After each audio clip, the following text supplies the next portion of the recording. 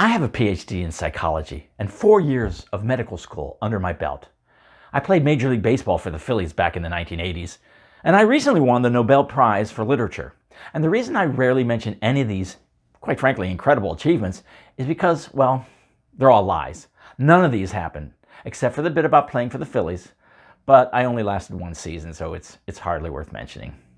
You see, I'm a professional liar. I make my living by lying, by which I mean humor writing. So when it comes to deceiving others, trust me, I know what I'm talking about.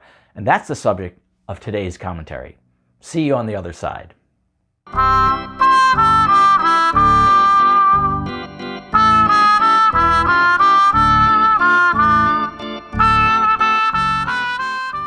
Hello again. I'm Tim Jones, and welcome to this edition of View from the Bleachers. Today's topic, the truth about lying. The fact is everybody lies. Some more than others, and some make a living at it. Yes, everybody shades the truth. Well, unless you're a dog. Dogs rarely lie, unless they can blame it on the cat. But we humans deceive without even thinking.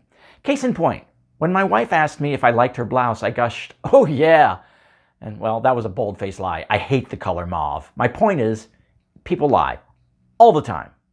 But why? Well, lying is as old as mankind.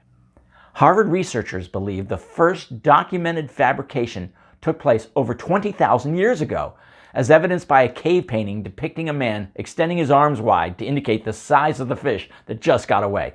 And okay, I fibbed. Actually, it was a University of Phoenix researcher, but Harvard sounded so much more impressive. My bad.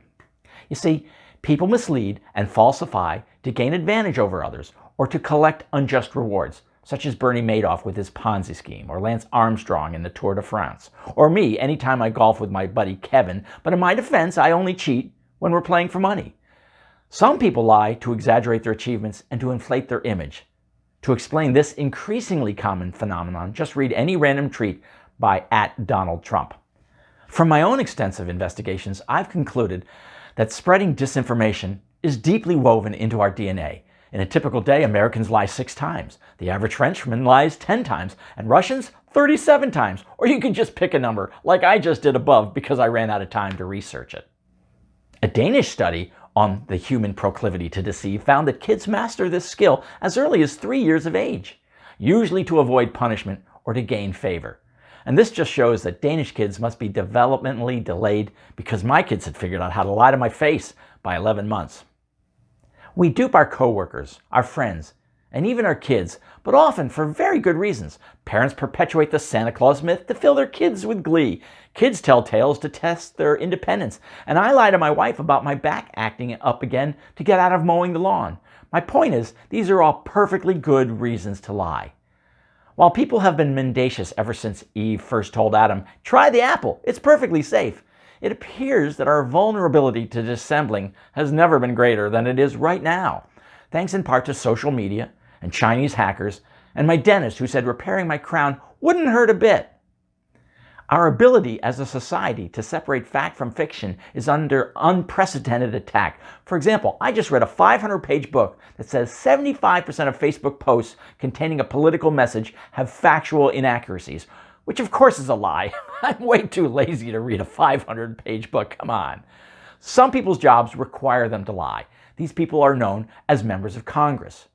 Others who deceive as part of their work include spies, lawyers, and anyone in the claims department of any health insurance provider. On the other hand, some people delude themselves and others because they simply can't tell the difference between a lie and the truth. These people are called President Trump. Every day, most of us are on the receiving end of a barrage of dishonest, disingenuous comments, sometimes from people we trust deeply.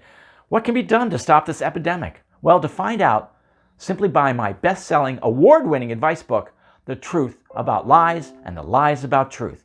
But there is one thing you can bank on with 100% assurance, and that is that I care about you. Yes, you, very deeply. For a long time, I've considered you my best friend. If you could just email me your bank information and social security number, I would like to make a large deposit into your checking account to show you just how much your friendship means to me. And that's the truth. That's the View from the Bleachers. I'm Tim Jones. Remember, if you like this video or simply feel sorry for me, please click on the subscribe button below and share this post with your friends or anyone you'd like to annoy. For more of my humor, visit my website, viewfromthebleachers.net. Thanks for joining me, and bye for now.